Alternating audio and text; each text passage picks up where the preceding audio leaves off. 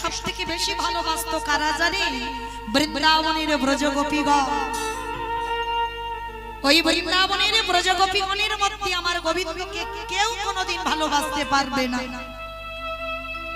আপনারা জানেন, যারা এখানে তথ্য জ্ঞানী, ভগবান প্রমাণ করিয়ে দিয়েছিল বৃন্দাবনের মাটিতে যে আমার ব্রজগোপীদের মতো আমায় কেউ ভালোবাসে না।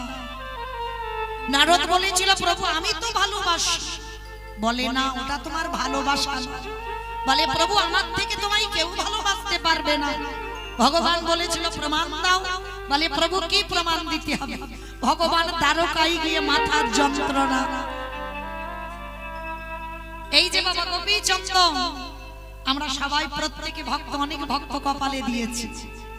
আমার বাবা ঠাকুর আপনাদের কপালে দিয়ে এসেছে জানেন? আপনাদের যাদের মাথার যন্ত্রণা হয়, মাথার ব্যথা, ওষুধ খেতে লাগবে না যদি ভক্তি সহকারে এই গোপীচন্দনটা একটু কপালে দিতে পারবেন। দেবর্ষি নারদকে পরীক্ষা করবে বলে বলেছিল, নারদ, ও নারদ, তুমি যদি আমার বড় ভক্ত হবে, তোমার পাদ ধুলোটা একটু দাও তো দেখি আমার মাথায় দি।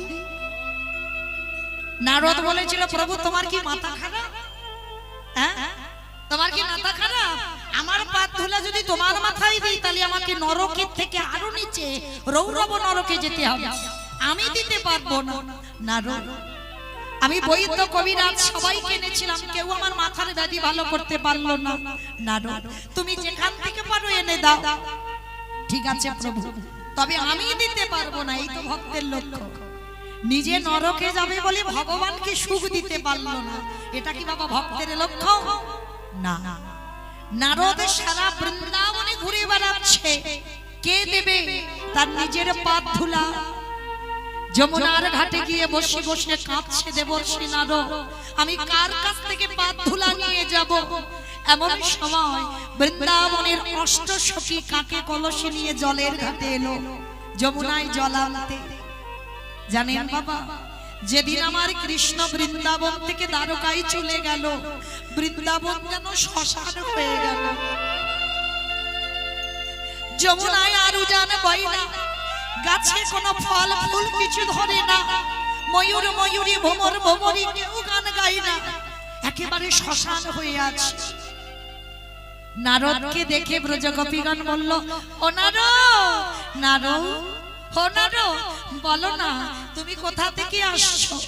গোপীগণ, আমি আসছি দ্বারকা থেকে। দ্বারকা থেকে? তুমি যদি দ্বারকা থেকে এলে, তাহলে বলো না নারদ, আমাদের কৃষ্ণ কেমন আছে? আমাদের কৃষ্ণ, কত কঠিন কথা লাগে। আমাদের কৃষ্ণ কেমন আছে জানো? সে আমাদের ভুলে যেতে পারে, কারণ যতদিন বাবা মালতী ফুল ফোটে না, ততদিন ধোতরা ফুলে থাকে। আর যখন মালতী ফুল ফুটে যায়, তখন আর ধোতরা ফুল ভালো লাগে না। কারণ বৃন্দাবনের ব্রজগোপীগণ এরা নিজেদেরকে বলল ধোতরা ফুল, এর সুবাস নয়, দেখতে ভালো নয়। আর দ্বারকায় কৃষ্ণ আছে কেন? ওখানে যে মালতী ফুল ফুটে আছে। তা যতদিন মালতী ছিল না, ততদিন ধোতরাতে ছিল। আর মালতী ওদিকে ফুটেছে বলে আর ধোতরা ফুলের কথা বলে, তাতে কি হয়েছে? নারদ, বলো না আমাদের কৃষ্ণ কেমন আছে? নারদ বলল, ভালো নেই গো, ভালো নেই। ভালো নেই? কি হয়েছে আমাদের কৃষ্ণের? মাথার যন্ত্রণা। মাথার যন্ত্রণা হয়েছে। বৈদ্য কবিরাজ কিছু দেখাওনি, দেখিয়েছিলাম। কি বলেছে জানো? সে ওষুধ আমি কোথাও খুঁজে পাচ্ছি না, আমাদের বলো, আমরা এনে দেব। আমরা কৃষ্ণের সুখে সুখী, কৃষ্ণের দুঃখে দুঃখী। বলো সে ওষুধটা কি? পারবে? যে ওষুধের নাম হলো ভক্ত পদ ধুলা। পারবে তোমাদের পাদ ধুলা একটু করে দিতে কৃষ্ণের মাথায়? ব্রজগোপীগণ হাসতে হাসতে বলেছিল, নারদ, কিসে করে নিয়ে যাবে? আমরা 8 জন সখী আমাদের পদ ধুলা দেব কৃষ্ণের মাথা। নারদ শোনা মাত্র চমকে উঠেছে। গোপীগণ, তোমাদের ভয় লাগছে না? ভয় লাগবে কেন? নারদ, আমরা যে আমাদের কৃষ্ণের মতো ভালোবাসি না, ওর থেকে আরো দ্বিগুণ আমরা ভালোবাসি। আর আমাদের কৃষ্ণ মাথার যন্ত্রণায় দ্বারকায় ছটফট করছে, কোনো ভক্ত নেই তার পাত ধুলা তার মাথায় দিতে পারে। তাই তো তুমি আজকের বৃন্দাবনে এসেছো। দাও, কিসে করে নিয়ে যাবে জানো না? আমরা চাই কৃষ্ণ ভালো থাক, কৃষ্ণ সুখে থাক। তাতে যদি আমাদের নরকে পচে মরতে হয়, আমরা মরতে রাজি। তবু তো নরকে গিয়ে দেখবো আমার কৃষ্ণ ভালো আছে।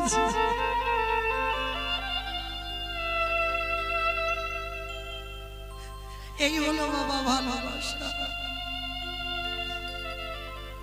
নামাবলী পেতে দিয়েছে, দেখেছেন মা? নামাবলী গোপীদের পদচিহ্ন আছে, নামাবলীটা পেতে দিয়েছে। 8 জন সখী দাঁড়িয়েছে। বলুন মায়ের, আপনারা বিচার করুন, পায়ের তলাতে কতটুকু ধুলো থাকে।